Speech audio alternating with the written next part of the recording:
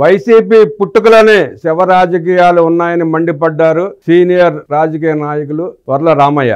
గతంలో ఇదే స్విమ్స్ ఆసుపత్రిలో ఆక్సిజన్ లేక 30 మంది చనిపోతే కనీసం పరామర్శించడానికి కూడా వెళ్ళడానికి ధైర్యం చేయని జగన్ రెడ్డి నిన్న పరామర్శకు వెళ్ళి హంగు ఆర్పడంతో ఏమంటే హాస్పిటల్లో అంతమంది పేషెంట్లు ఉంటే నువ్వు 200 మంది గోండాలని రౌడీలని అనుకోండి, లేకపోతే నీ జబర్దస్త్ టీంని తీసుకుని వెళ్ళి పరామర్శించడానికి వెళ్ళావంటే అసలు మిమ్మల్ని ఏమనుకోవాలి జగన్ రెడ్డి గారు? పేషెంట్లు పరామర్శించడానికి అట్లా వెళ్తారా ఎవరన్నా? హంగు ఆర్భాటాలు హాస్పిటల్ గదుల్లో చూపిస్తారా? పేషెంట్లను పరామర్శించే తీరు అదేనా? మీరు పేషెంట్లు పరామర్శించే నెపంలో మీరుంటే మీ పక్కన మీ అనుచరులు ఏం చేస్తున్నారు? సిలైన్ బాటిల్ పీకేయడం, స్టాండ్లు పక్క తోసేయడం వీడియోలు బయటకు వచ్చినాయండి. నిజాలు దాగో జగన్ రెడ్డి గారు. తిరుపతిలో దుర్ఘటనపై అందరూ బాధపడుతుంటే వైసీపీ నేతలు రాజకీయ లబ్ధి కోసం ఎత్తిస్తున్నారంటూ ఇంతకంటే సిగ్గుమాలిన చర్య ఇంకోటి ఉండదని టీడీపీ పొలిట్ బ్యూరో సభ్యులు వర్ల రామయ్య ఆగ్రహం వ్యక్తం చేశారు. భక్తుల ప్రమాద ఘటనపై చింతించాలని పోయి వైసీపీ నేతలు విమర్శలు చేయడం దారుణమని, రాష్ట్రంలో ప్రధాని మోదీ పర్యటించి 2 లక్షల కోట్లకు పైగా పెట్టుబడులకు శ్రీకారం చుడితే ఇంత భారీ స్థాయిలో జరిగిన అభివృద్ధిని డైవర్ట్ చేయడానికి దుష్ట శక్తులు కుట్రకు పాల్పడ్డాయన్న అనుమానం ఉందన్నారు.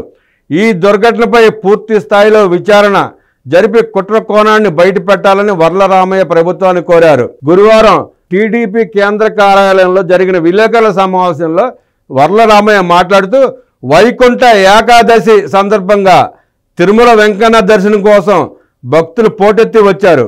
భక్తులు అధిక సంఖ్యలో రావడంతో తోపిలాట జరిగి అనుకోని దుర్ఘటన జరిగింది. ప్రమాదం జరిగిన వెంటనే సీఎం చంద్రబాబు అప్రమత్తమై మంత్రులను హుటాహుటిన ఘటనా స్థలానికి పంపించారు. అక్కడ పరిస్థితిని పర్యవేక్షించి సహాయక సహకారాలు అందించాలని ఆదేశించారు. అధికారులను అలర్ట్ చేశారు. దుర్ఘటన పట్ల నిర్లక్ష్యంగా ఉన్న అధికారులను హెచ్చరించారు. ఘటనా స్థలానికి ఉదయాన్నే వెళ్లి బాధితులను పరామర్శించి క్షతగాత్రులకు 25 లక్షల ఎక్స్గ్రేషియా ప్రకటించారు. కానీ నాడు 5 ఏళ్లు ముఖ్యమంత్రిగా ఉన్న జగన్ రెడ్డి తిరుపతి రుయా ఆసుపత్రిలో ఆక్సిజన్ అందక 21 మంది చనిపోతే కనీసం చూడటానికి కూడా వెళ్ళలేదు. ప్రతిపక్షంలో ఉన్న నాడు చంద్రబాబు వెళ్లి పరామర్శించారు. కత్తులూరు బోటు ప్రమాదం జరిగి 30 మంది చనిపోతే ముఖ్యమంత్రిగా ఉన్న జగన్ రెడ్డి కనీసం కన్నెత్తి చూడలేదు.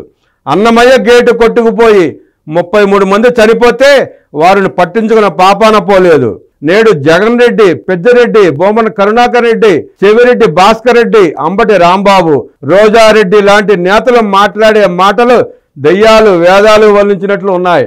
టిక్కెట్లు అమ్మకంతో పాటు దేవుడి సొమ్ములు మింగేసినోళ్ళు, శవం ఎక్కడ కనిపిస్తే అక్కడికి పరిగెట్టేటోళ్ళు, తిరుపతి విషాదంపై కనీసం మాట్లాడే అర్హత కూడా లేదని వర్ల రామయ్య మండిపడ్డారు. ప్రమాదం వెనుక కుట్రకోణం ఉన్నట్లు అనుమానాలు ఉన్నాయని, దీనిపై పూర్తి స్థాయిలో విచారణ జరుగుతోందన్నారు.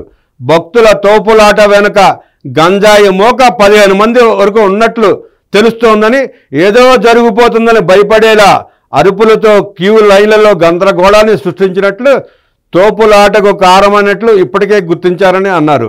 అంతేకాకుండా ఘటన జరిగిన వెంటనే నేషనల్ మీడియాకు సమాచారం వెళ్లడంపై అనుమానం ఉందని, కావాలనే ప్లాన్ చేసి తొక్కిసలాట జరిగేలా చేసి వీడియోలను తీసి షేర్ చేశారని అనుమానంగా ఉందన్నారు. కోట్ల తిన్న రామదులు ఖాళీగా ఉండి ప్రభుత్వంపై ఏదో ఒక బురద చల్లేందుకు ఇటువంటి కుట్రలు చేస్తుంటారని వర్ల రామయ్య దుయ్యబట్టారు. దీనిపై పూర్తి స్థాయిలో విచారణ చేపట్టాలని, ఇటువంటి జనాలు గుమికూడే కార్యక్రమాలు జరుగుతున్నప్పుడు అధికారులు అప్రమత్తంగా ఉండాలని వర్ల రామయ్య సూచించారు. డిక్లరేషన్ ఇచ్చి తిరుమల రావడానికి భయపడిన జగన్ రెడ్డికి తిరుమల విషాదంపై మాట్లాడే అర్హత ఉందా అని వర్ల రామయ్య సూటిగా ప్రశ్నించారు.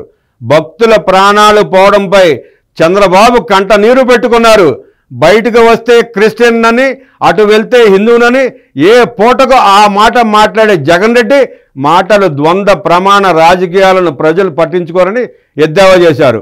ఇటువంటి వైపరీత్యాలను అడ్డుపెట్టుకుని అధికారం చేజెక్కించుకోవాలనే వైసీపీ కుయుక్తులు చెల్లవని, ప్రభుత్వంపై బురద చల్లాలని ప్రయత్నిస్తే తగిన మూల్యం చెల్లించుకోవాల్సి ఉంటుందని వర్ల రామయ్య హెచ్చరించారు. సంఘటనపై సీనియర్ ఐఏఎస్ అధికారితో విచారణ చేపట్టాలని, ఇటువంటి దుర్ఘటనలు జరగకుండా అధికారులు కట్టుదిట్టమైన చర్యలు తీసుకోవాలని వర్ల రామయ్య ప్రభుత్వాన్ని కోరారు.